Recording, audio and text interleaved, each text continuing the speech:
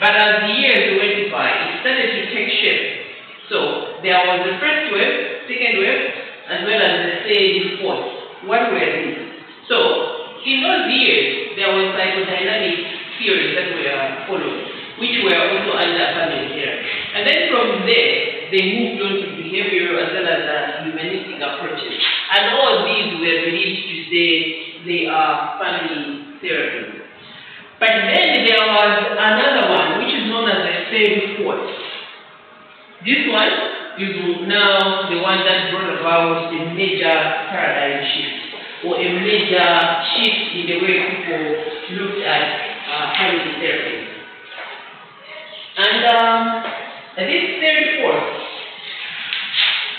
not third fourth, but the fourth is the one which is now in practice today. And when we are looking at people that are following the family therapy system, or the ones that look at therapy that has to be directed to the family, they believe that there has to be an assessment between the client, the family, as well as the therapist. So you're not going to deal with the client as an individual. You're going to deal with the client as well as the family. So if Gray is sick, it means the rest of the Gray family is also sick. So we are not going to deal with one person alone, but we are going to deal with the system as a whole. Why? Because the behavior of a person starts from the family. However a person is going to behave, the root is the family.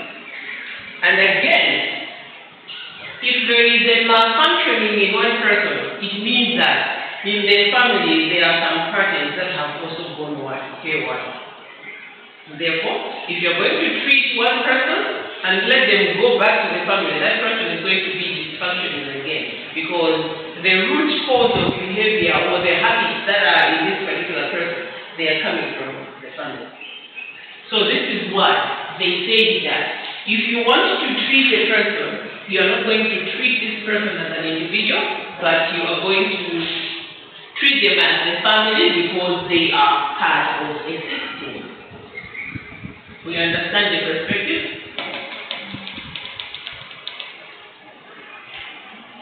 Okay, so it is revolutionary to conclude that the identifying triad problem might be a symptom of how the system functions, not just a system of the individual adjustment, history, and psychosocial development. So if Constance today is going to start behaving somehow, it is not just about her history. It is not just about her psychosocial development problem, but there is a problem in the system from where she's coming from. So for us to take care of Constance, yes, we are going to look at her as an individual, but we should also go back to the family and check how is the family functioning, because this is the system. And Constance is part of the whole system. So if the whole system, if there is one element that is missing from the system is not going to be complete.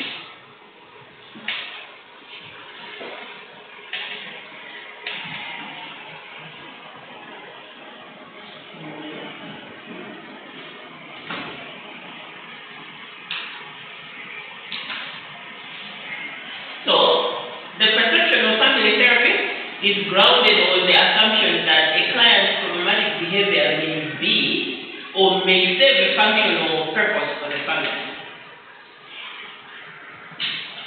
The client's problematic behavior may serve a function or purpose for the family, may be an institutionally maintained by family process, be a function of the family's inability to operate productively, especially during developmental transition.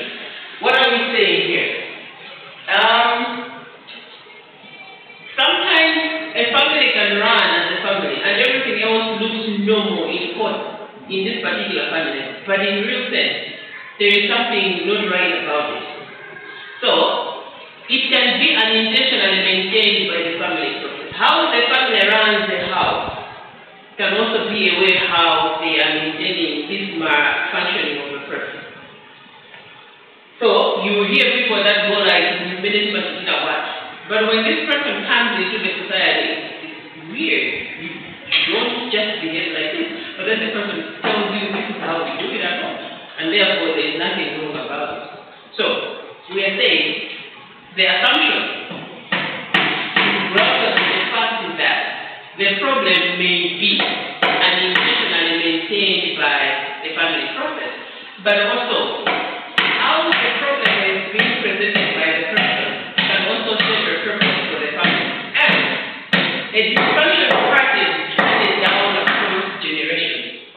So this is how my grandfather was doing it, this is how my dad does it, and this is how I'm doing it. So we're looking at some guys who have 3, 4 wives, and they are telling you that's how we do it at home. My great-grandfather had 6 wives. My grandfather had 4. My dad has got 3. And I am planning not to have 6, but I'll have 2. What is happening?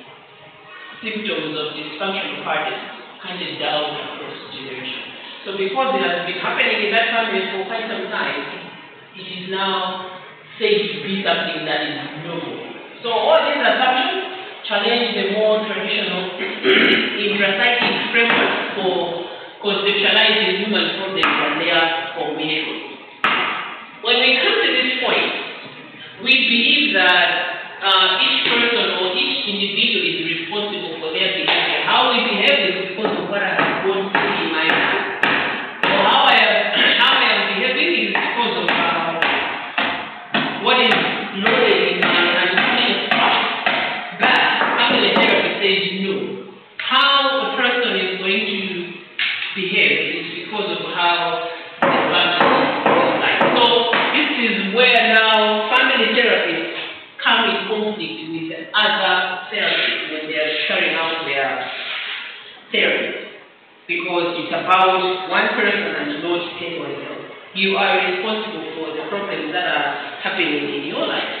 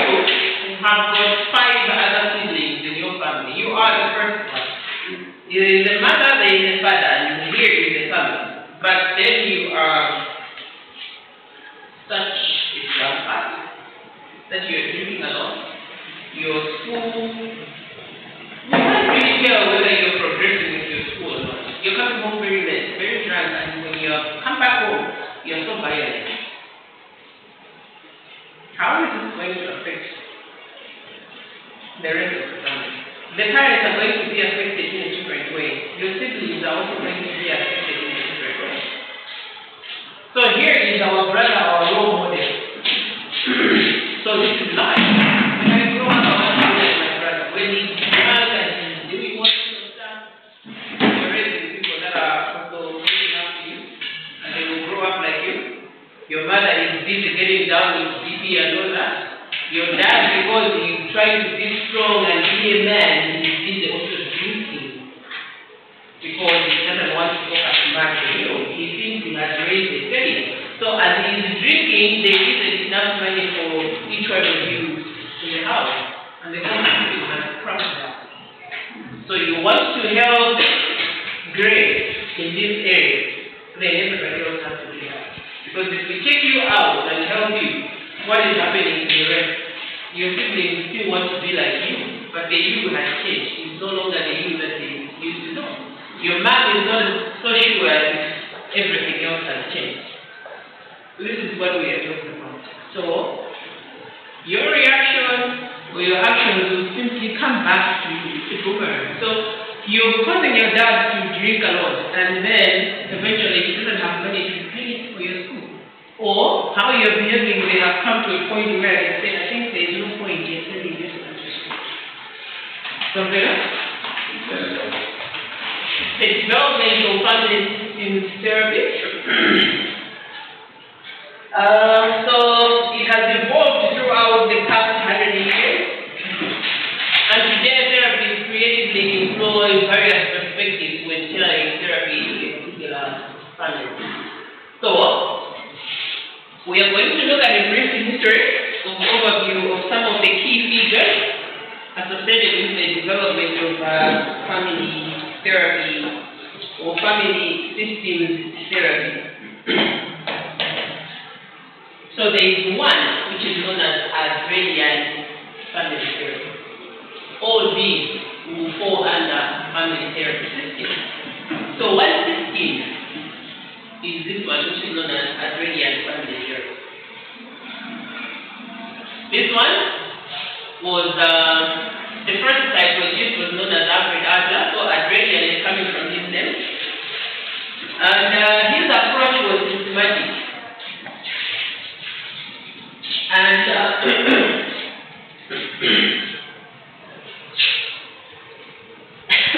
he was the first one to notice that development of children within the family consideration as a group was heavily influenced by birth order. So Adler discovered that the development of children within the family group or consideration was heavily influenced by birth order. First, second, third, last, and I don't know. That you will discover that where we're coming from, there is a special treatment for the first one, right? Or maybe no. There is a special treatment for the first one, and there is a special treatment for the third, the last one. How about the third one?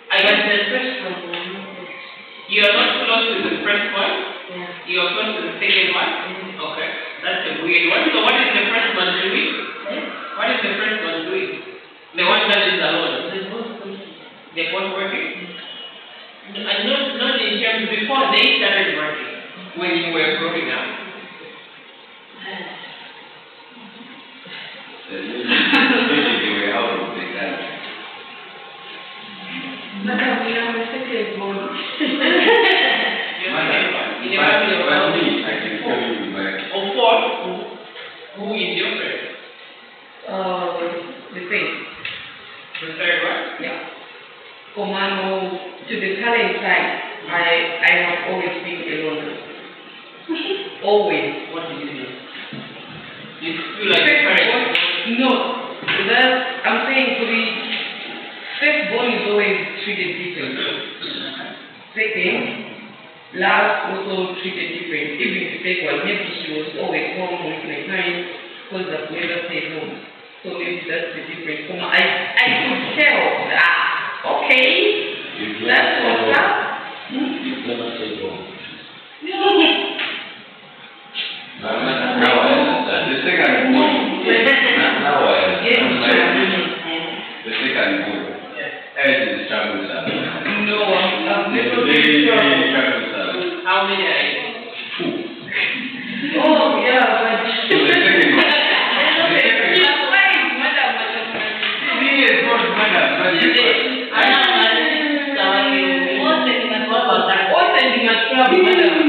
He's the first born, the last born, he doesn't have. She's coming from her. Madam, where is this travel?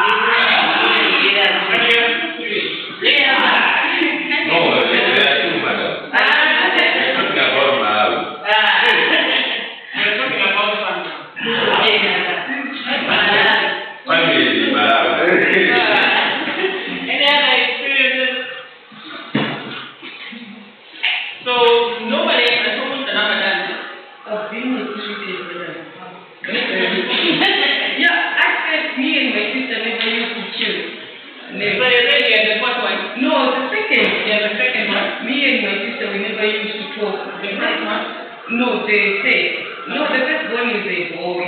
Me and him are no connection. But no, we because now we don't have parents, it's me and her. It's always the same. My brother is now Oman is always me and her together. The rest, bye. Bye. Not putting never. They are there. Mama, I need that connection. I can talk to this one and we're gonna do things together. These ones we can tell them, they'll just say, yes. It's over. 2. And the last one. What's that? I'm sure that we can still say first and last. no. So each one of you has got a position. Yeah, I've got it. Yeah. But now, the other problem is people that are choosing what is known as sibling library. How is the relationship like? Your relationship. How is the relationship? They I always get money from her. They love each I love other. her. Because of money. Yeah, they love each other. Yeah, they love each other. I've witnessed. I love my sister. Because they I even Yeah. Because there is love. Other even posted that. No man, no love. And I also love her. The friend's sister. When the friend has money, so yeah, we're supposed to love our children. Okay, lately, what we have noticed is that parents they are now aware of what happens within the family. But if you go back to your parents, your aunties and your uncles, you can actually see there is a pattern in your family. If you have them. So you will discover that normally the first and the last, they don't get along very well, but the first and the third, they are very good friends. Why? When the child is born, say the first one is born, and then the second one is born, the first one feels like the second one is taking up their place. So normally if the parent doesn't handle it properly, they sibling rivalry. To the point is that they too will grow up and will never see my brother, my sister. They will be sisters and brothers, yes, but there isn't that kind of love because she has taken up my place. I used to sit on my mom's lap. I used to do this, but now she's the one that's taking up all this. Until today, we've got other people that have got such kind of problems. There was another one that was put on a bed. She was sleeping, and then the little one came over. I mean, the older one came over. The child fell on the floor, and till today, this child has got problems with mental problems. She has mental issues. So the older sister has got the burden to raise up the other one. So wherever she goes, she takes along the younger one because she feels like she's responsible for whatever happens. Apart from that, I also know other two girls. There are two girls, the only ones, but they can hardly stay together. They can hardly sleep in one room because they're just kind of sibling like that. So in case of the two, if there was a third one, they would always have made friends and leave out the other one.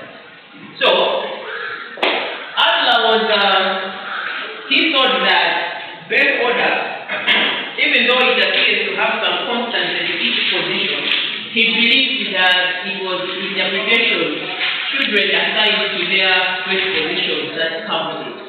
You are my first, and therefore you are supposed to take up everything that I own. You are my last, and therefore people have got different interpretations to the birth order, the positions that children are born with. So others you hear them say the first one is supposed to inherit my stuff. Others will hear them say the last one is the one that is supposed to get my everything, because by the time I pass on, this one would have moved in life, but the young one still has it to go, and therefore let him have more.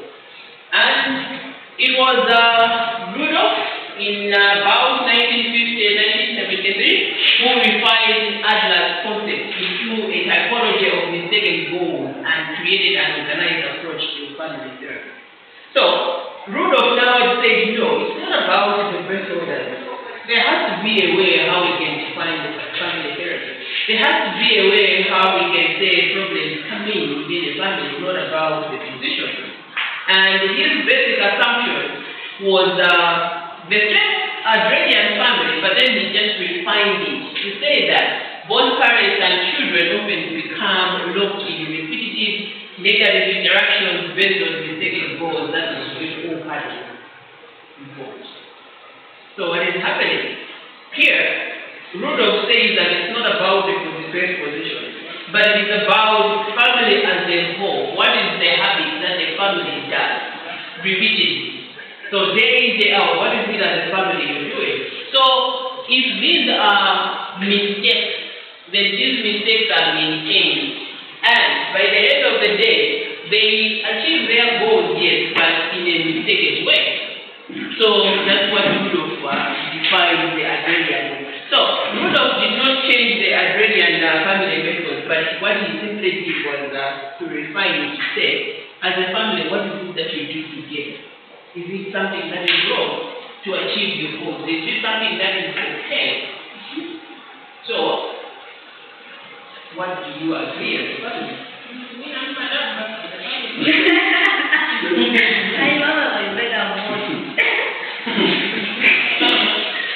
For us to have the status in this community, then let us number, and the family will do that.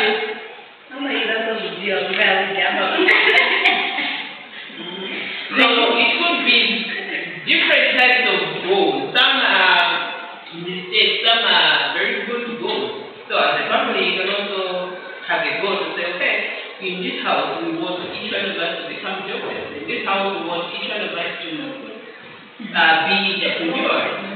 So it depends on what your goals are. So if the goal is irrelevant, it means everything else is an error. So, apart from the Adrenian, we've got this multi-generational family therapy. This one was done by Mary Bowen in about 1978. So, this one was a clinical model that evolved from the psychoanalytic principles and practices. It's sometimes referred to as multi-generational family therapy. So, if we remember our psychoanalytic principles, it's about the mind.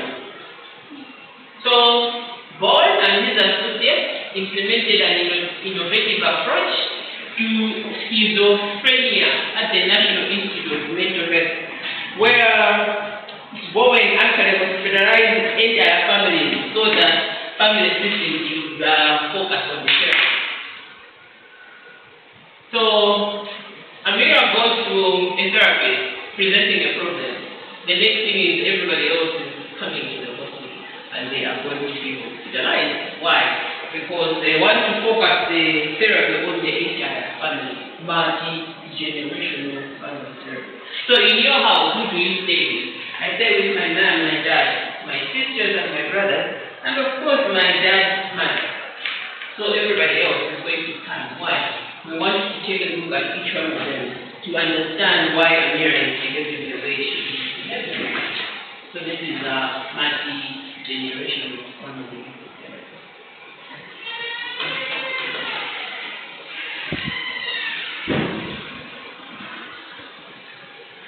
Okay, so his approach led to the interest in parties across multiple generations.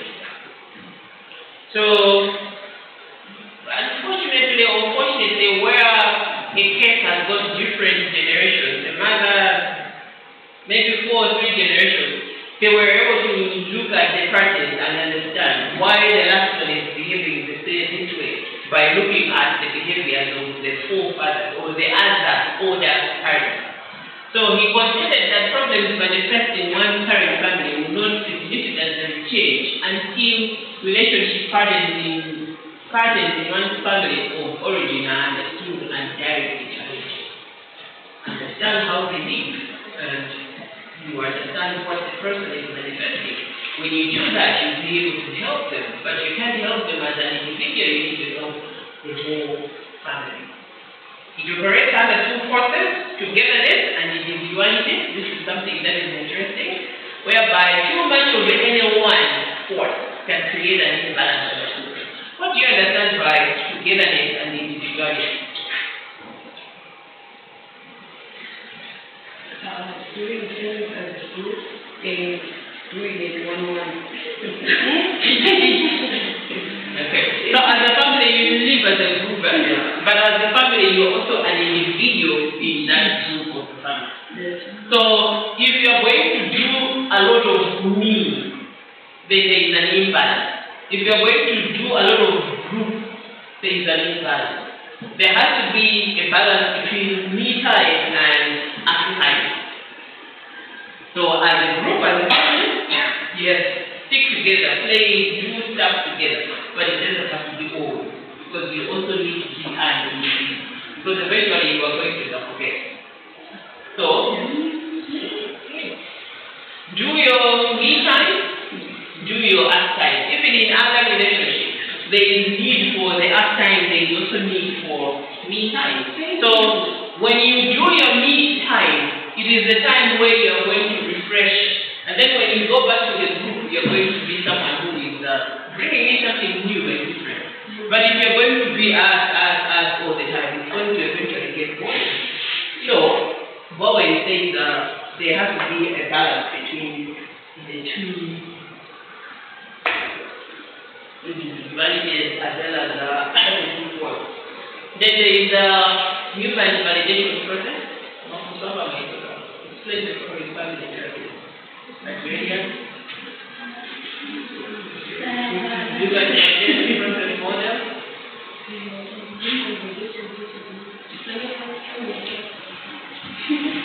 What are you doing? I will explain very Alright, so around the same time that Bowen developed the approach, there was another one, Virginia. He began to emphasize family connection. So, Virginia,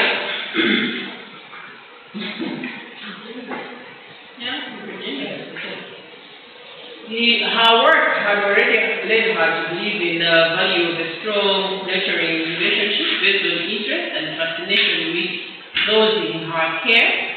So she thought of herself as a detective who sought out and listened for reflections self-esteem in the communication with our clients. So, this one is also part of the family therapy, but then the kind of family therapy that is playing around here is the kind of distinctive one, whereby you are interacting with your client, but you are also trying to pick up what kind of esteem do these people have. So, when he was working with the adolescent, it occurred to her that there is something about her mother. What happened? So she is working with an adolescent, and when she was talking to her, everything was okay, until the mother walked into the room, and the situation, the atmosphere changed. And now they reached a point where it was mother, client, and daughter. They kept on talking. And when the father walked in again, the situation also changed. What is happening? You can actually tell that there are different dynamics within this family. So some of you agree with me that your mom is going to give you money, don't tell your dad. So your mom is going to give you money and tell you don't tell your dad, because your dad is also supposed to give you some money. So you mention, and then she goes ahead. Have this proposal in my student. So sometimes you find that there is a family within a family. Some family members are more closer than the other. So the presence of the mom and the dad and the daughter brought out a different atmosphere altogether. So you can see that therapy really needs to bring these people together for them to find what the problem was with them.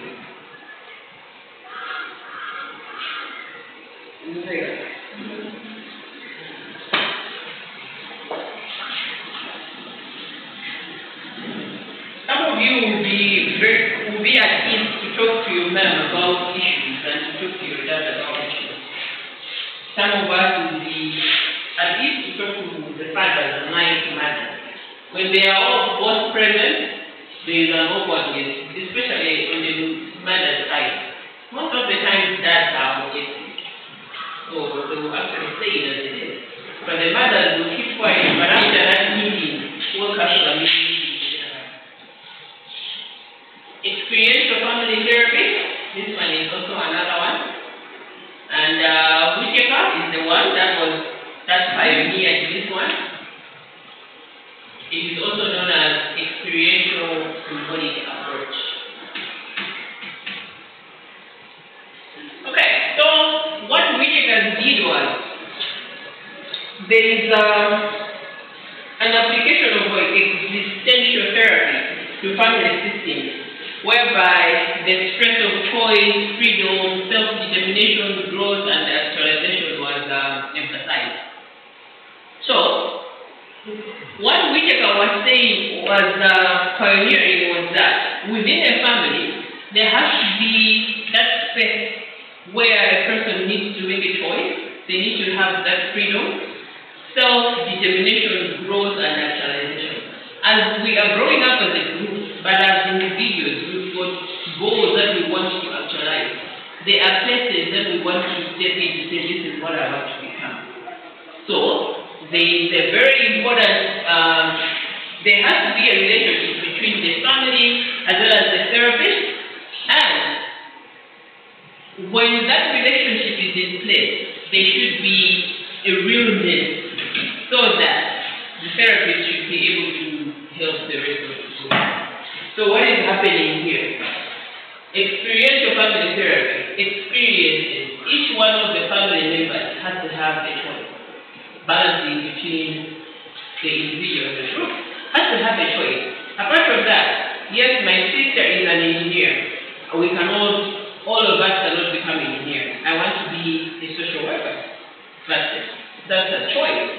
But by the end of the day, you need to actualize the goal that you have set as an individual.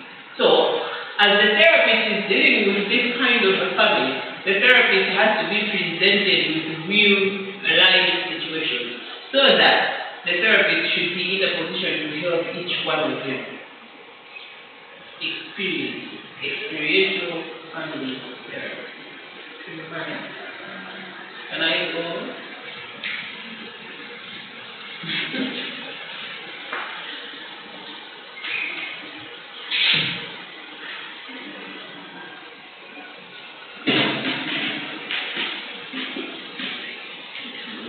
structural strategic family therapy.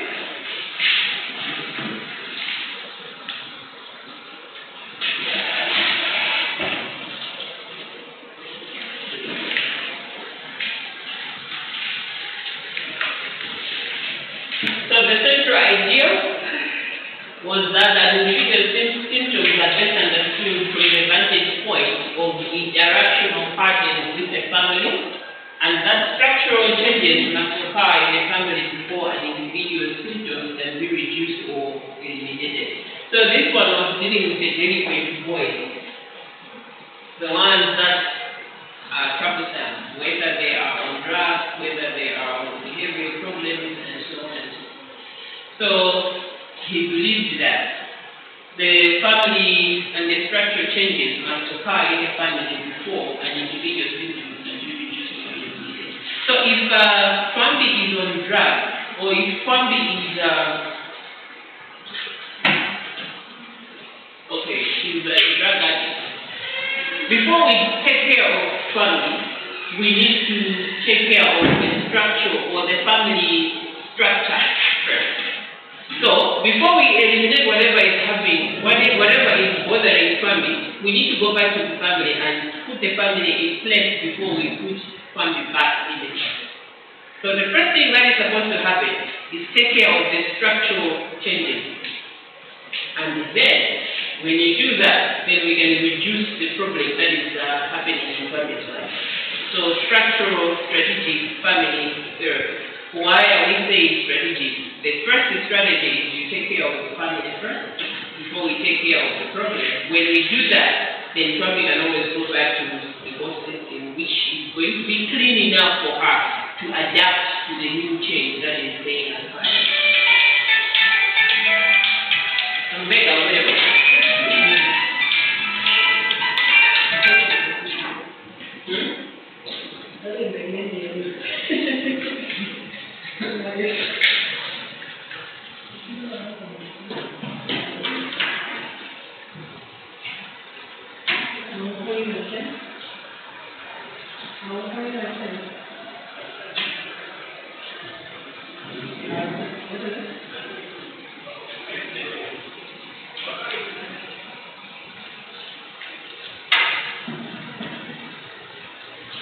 So the goals of structural family therapy are twofold: reduce symptoms of dysfunction and bring about structural change in the system. So there are times you can have a client that has a problem. By the time your sessions are finished, you haven't finished the problem, but you have actually just reduced it. So it's possible that you cannot completely wipe out a problem that has been presented before you, but you can reduce it.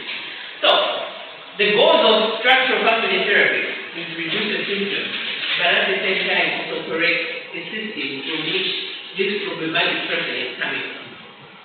And how do they do that? You simply sit together with the family, construct some rules and boundaries, do's and don'ts. If the family is adhering to that, then there is a structural change, and therefore you can also be assured that the person is going to be in a position to get back to the family system and have or continue having the reduced system of dysfunction. Is there any questions so far?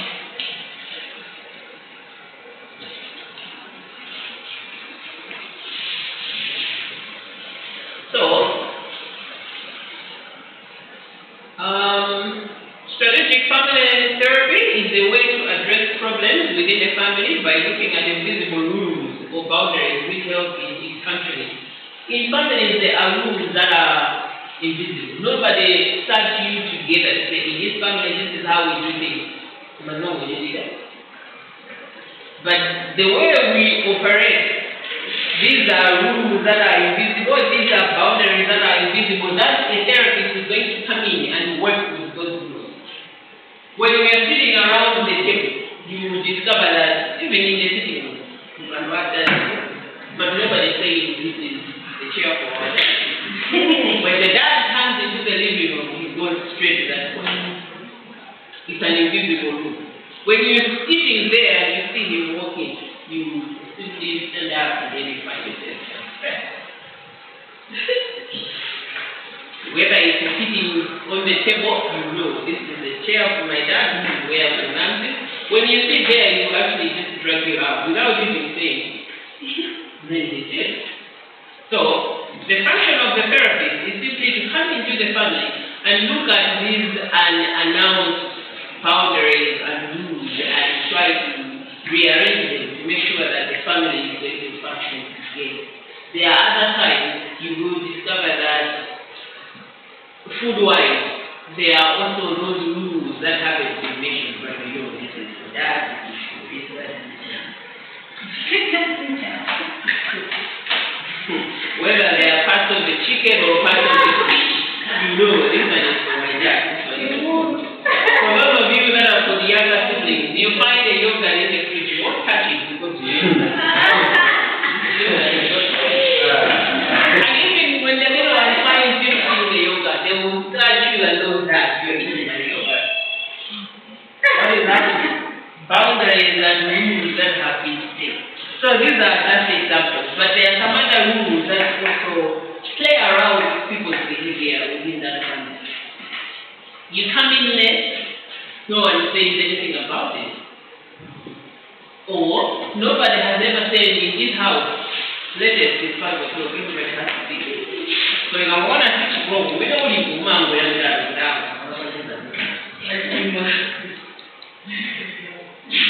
So some rules like this, they are the ones that make the structure of the family. So some of the rules are destructive to the siblings or the family members, others are put it up.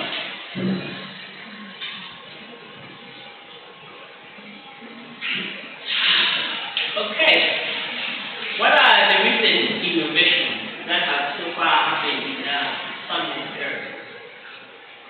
So,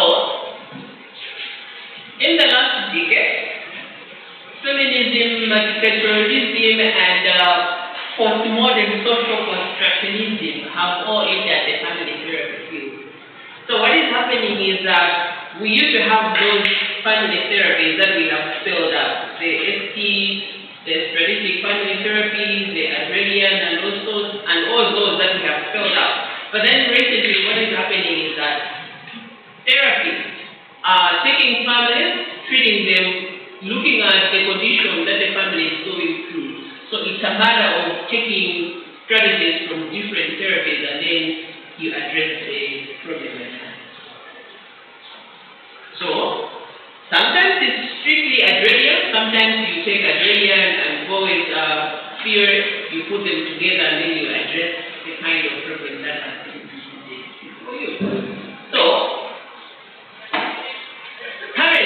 this is what now therapists are doing. These models are more collaborative, treating clients in individual couples or families as experts in their own life. So currently, we do not have more